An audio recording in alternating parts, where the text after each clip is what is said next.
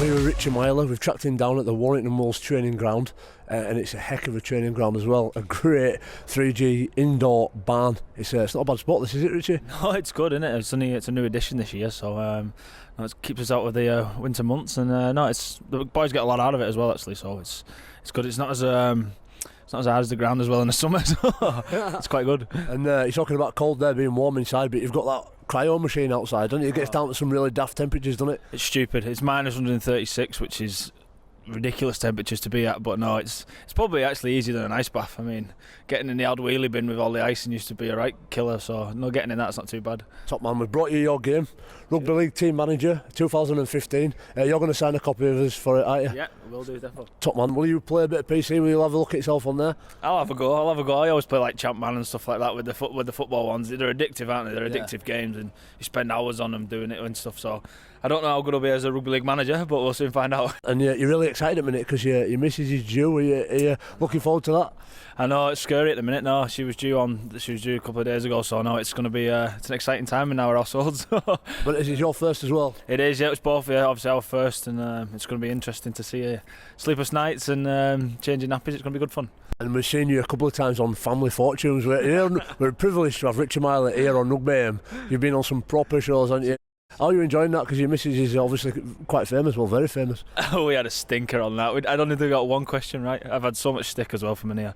What fruit do you put in a smoothie? I said lemons or something. So I've had so much stick, it's unreal. But it's all good fun. Top stuff. One of the things I learned from you in England camp once was talking about passing when you go into the line. So if you use England terminology, a sinker when you've got the line runner, then the man out the back. And I believe Andrew John's come over and you spent a little bit of time, and he's somebody that taught you one or two tips on how to put that on perfectly. Yeah, sure. It changed obviously for years. Junior rugby, and that we come through, you always taught to pass off your inside leg and square your defender up. Which is, but he came over with a totally different philosophy of you play on your outside foot, so when you went to a line, you would be on your outside step, so you could have a running option. So it was interesting, his concept, and I think that's helped a lot. And I think a lot of the junior development now through Lee at the Warrington Wolves, as that's going all through the processes.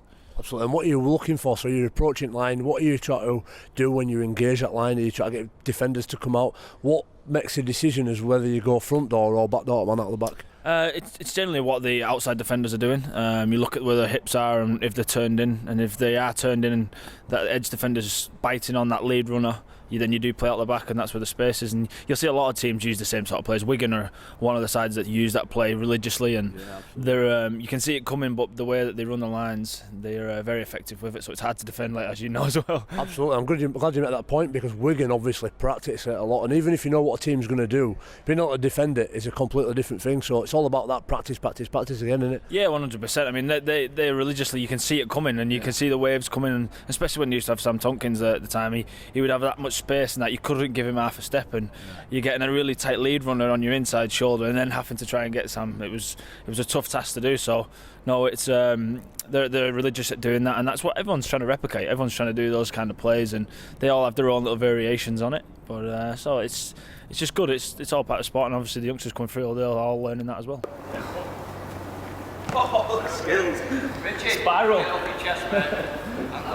Jonesy, a fantastic show. It's been so nice to be out and about with the amateur game. It is, and this is my second family as well, so it's my second home, Stanley Rugby League Club. It's great to be here. We've had a good day. I think we're going to have a look at how much you've learned from Richie Myler and your passing skills in a sec, aren't we? No, well, hopefully, yeah, a bit of a challenge to finish the show, me versus you, Simmons versus JJB. Okay. Obviously, I've been winning too easy, most challenges. No, you've cheated most challenges. If you're not cheating, you're not trying. That's what Keith Senior taught me.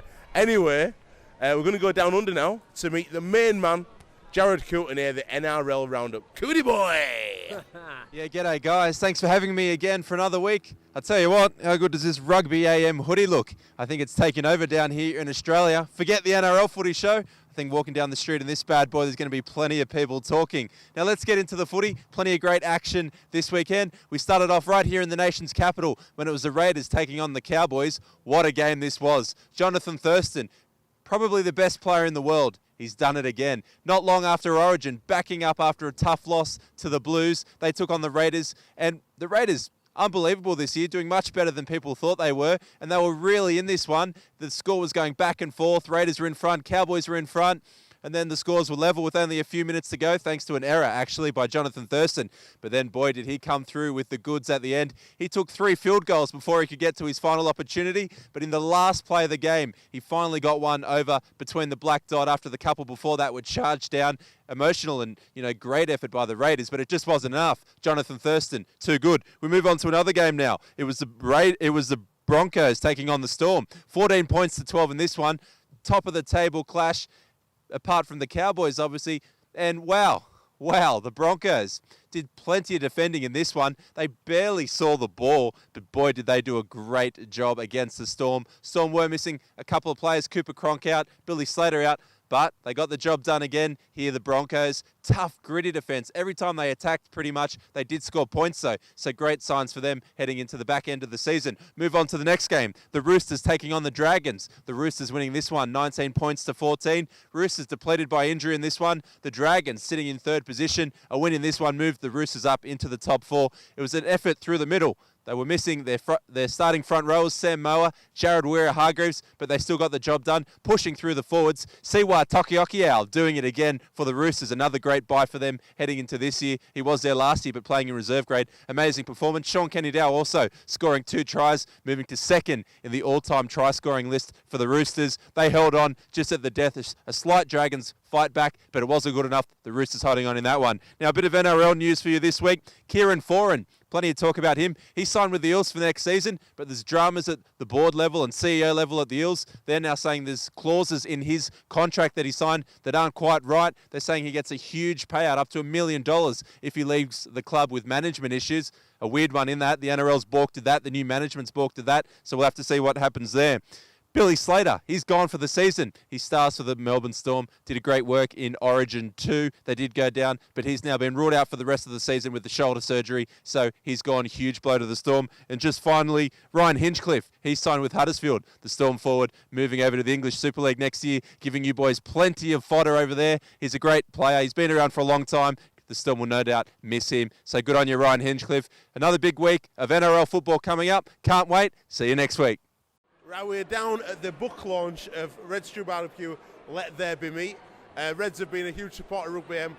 We went on a journey together about 3 years ago. This is James Douglas, one of the co-owners of Red Stew Barbecue. How's it going? James, first and foremost, how's the book? How does it feel to be an author? It feels pretty amazing, to be fair. We've obviously, Scott and I have worked very hard on it, more Scott than myself. But yeah, we're super chuffed. Sales are going really well. Last couple of days, came out yesterday, and it's number 2 on.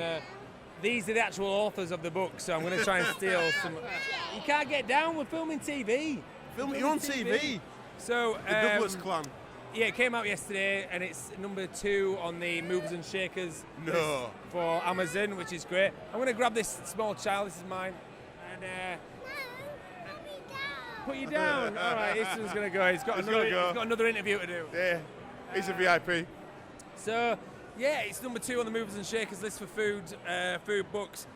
I couldn't be happier, really. It's amazing. So all the Rugby lads who are out there eating meat all summer, if you want to learn how to proper barbecue, this is what you need. This copy, Jones is going to steal this one. Yeah, sign this one. Sign this one just for Jonesy as an author, and we're going to have a bit of a party tonight. Is this the last party? I don't think so. We built an office that was basically a big party office. We've got a bar in here that we can use on a Friday night, and if you have your way, we'll probably start putting nights on here. So yeah, see what happens with that one. You got to make money. You got to make money. You have the last word, Leo. Let boogie.